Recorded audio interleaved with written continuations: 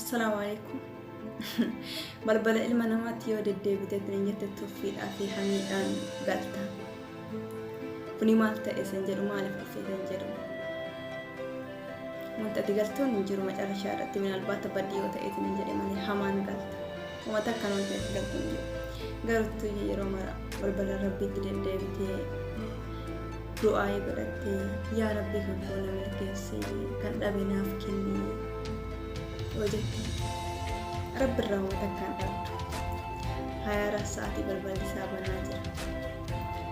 Kadhattus sin hifatu. Wanta akkaan yeroo mara kennaadha inni. Kanaafuu garuttuu jiru.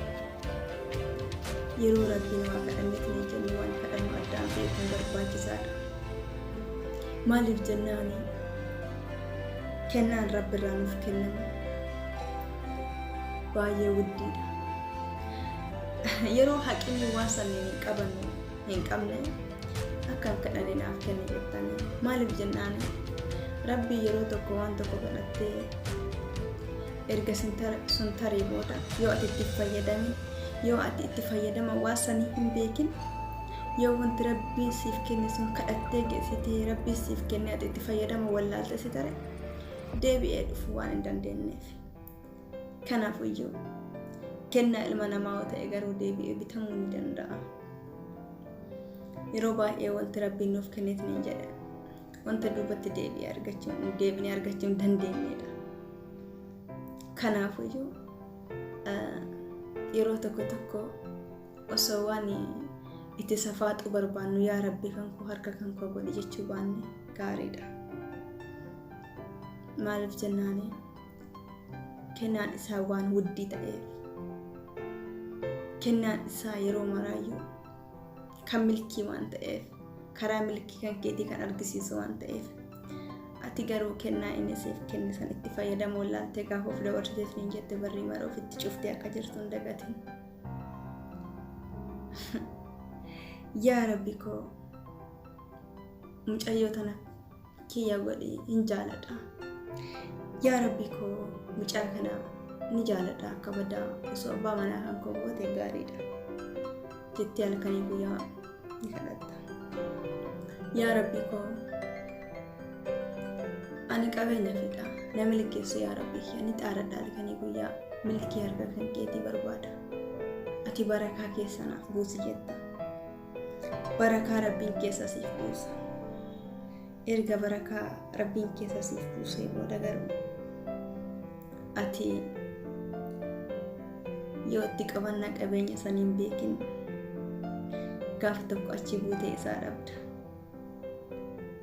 Deebi'ee dhufuu hin danda'u.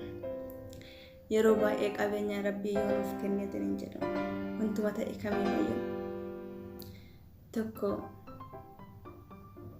kan rabbiinis fayyannee ofillee irraa fayyadamnudha. Rabbiinis fayyannee yoo isin hin jedhu mootuyyuu waan rabbiin jaalatu muraasa dalaguudhaan isaan keessaa kan qabuuf kan dhabeef yoo laatte kan rakkate rakkoo yoo baaste ati yeroo ofirraa kennatte rabbi yeroo maraa sii dabala.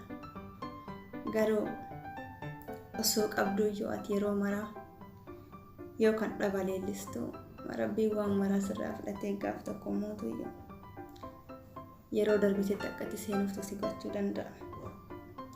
Kanaafuu yeroo baay'ee yeroo rabbi waasniif kennus hangas mara baay'ee ol hin jedhina.